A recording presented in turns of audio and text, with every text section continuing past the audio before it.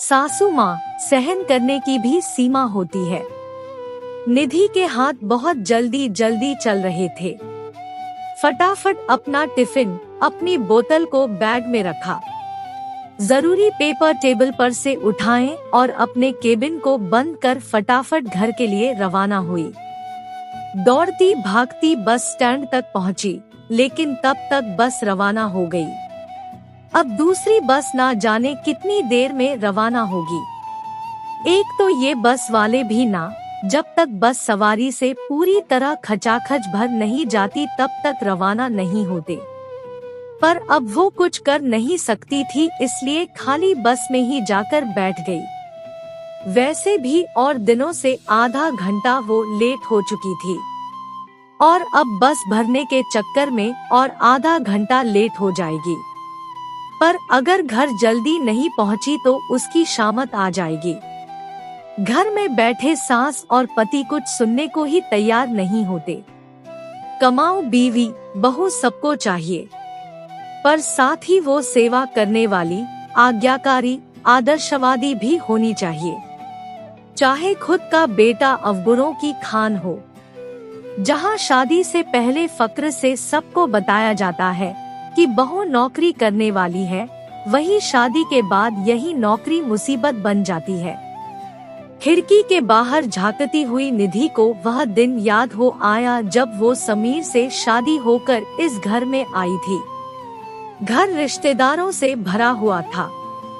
हर कोई निधि को देखने के लिए लालायित हो रहा था। आखिरकार पूरे परिवार में या यूं कहें पूरी रिश्तेदारी में वो पहली बहू थी जो नौकरी करती थी। ढोल नगाड़ों से उसका स्वागत किया गया था। सासू माँ शकुंतला देवी आगे बढ़कर उसकी बलैया ले रही थी और ननद सुप्रिया, वो तो इतरा इतरा कर अपने सभी दोस्तों से अपनी भाभी को मिलवा रही थी।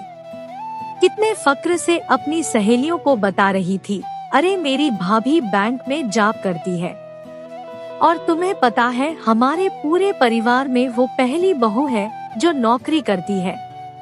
इधर सास शकुंतला जी भी रिश्तेदारों में सीना चौड़ा करके बड़े घमंड से सबको बता रही थी, अरे मेरी बहू ने बहुत मेहनत की है तो नौकरी क्यों ना करे। भाई हम तो उन लोगों में से नहीं हैं जो बहू को घर में बिठा कर रखें। अगर बच्ची ने बेटे के बराबर मेहनत की है तो उसको भी तो उसका फल मिलना ही चाहिए। भाई हमारे लिए तो बेटा बेटी बहू सब एक समान है। निधि भी उन लोगों की बातें सुन सुन कर खुद पर गर्व महसूस कर रही थी। जब तक छुट्टियां थी तब तक तो सब ठीक रहा, लेकिन इन सब बातों के ढोल के पोल कुछ दिन बाद ही निकल गए। जब निधि में शादी के लिए ली हुई अपनी छुट्टियों के बाद नौकरी वापस ज्वाइन की। निधि को सुबह जल्दी उठकर सारे घर के काम करके फिर ऑफिस जाना पड़ता था। ऑफिस में काम करने के बाद जब वो घर आती तो हर कोई उसी का इंतजार कर रहा होता था। घर के कामकाज सिर्फ और सिर्फ उसी की जिम्मेदारी थी। आखिर वो बहू थी। एक दिन उसे ऑफिस से निकलने में देर हो गई। घर पहुंचते पहुंचते काफी वक्त लग गया। घर पहुंची तो देखा तीनों माँ बेटे बेटी हॉल में ही बैठे हुए थे और सबके मुंह फूले हुए थे। उसे देखते ही शकुंतला जी ने कहा, बहू ये कोई वक्त है घर आने का? तुम्हारे चक्कर में यहाँ सब भूखे बैठे हुए हैं। अभी तो घर आई हो, पता नहीं खाना कब तक बनाओगी। निधि हैरानी से उन लोगों की शक्ल देखने लगी। मतलब उसके इंतजार में अभी तक खाना भी नहीं बना। मतलब बहू के घर आने के बाद क्या घर के सारे सदस्य खाना बनाना भूल गए? सुप्रिया ने भी कहा, भाभी अब खड़े खड़े टाइम वेस्ट मत करो, फटाफट खाना बनाओ, पेट में चूहे दौड़ रहे हैं और प्लीज कुछ अच्छा ही बना देना। उसकी बात सुनकर निधि ने कुछ नहीं कहा और बैग अपने कमरे में रख हाथ मुंह धोकर रसोई में आ गई। देखा तो घर में सब्जियां भी नहीं थी। आखिर लेट होने के चक्कर में वो बाजार से सामान भी नहीं ला पाई। इसलिए फटाफट दाल, चावल, रोटी और सलाद तैयार करके उन लोगों के सामने परोस दिया। समीर अभी भी गुस्से में ही था, इसलिए कुछ बोल नहीं रहा था। खाने को देखते ही सुप्रिया ने कहा, ये क्या भाभी, आपने दाल चावल बना लिए, कोई और सब्जी बना लेती साथ में, इससे तो मेरा पेट नहीं भरता, मुझे नहीं खाना ये सब, मैं तो पिज्जा ऑर्डर कर रही हूँ, कहकर सुप्रिया ने अपना मोबाइल लिया और पिज्जा ऑर्डर करने लगी। निधि से रहा नहीं गया तो उसने कहा, दीदी घर में सब्जियां नहीं थी इसलिए दाल चावल बना लिए, और जब पिज्जा ही ऑर्डर करना था तो खाना क्यों बनवाया, ये तो आप पहले भी ऑर्डर कर सकती थी। उसकी बात सुनकर आंखों में आंसू लिए शकुंतला जी बोली, मेरी तो किस्मत ही खराब है, घर में बहू आई लेकिन कोई सुख नहीं है, दिन भर इनका घर संभालो और ऊपर से खाने को मिलता क्या है, ये दाल रोटी, और ऊपर से अब तो मेरी बेटी का पिज्जा भी भारी पड़ने लगा है। मम्मी जी, मैंने ऐसा क्या कह दिया जो आप आंसू बहाने लगी।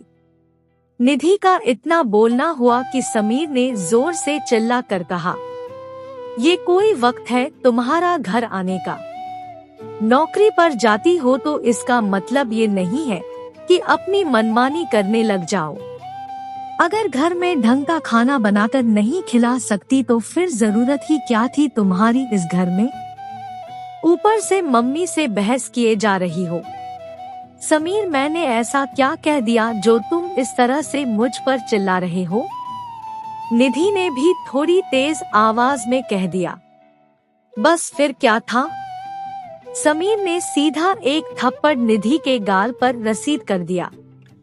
अचानक पड़े इस थप्पड़ से निधि हक्की बक्की रह गई।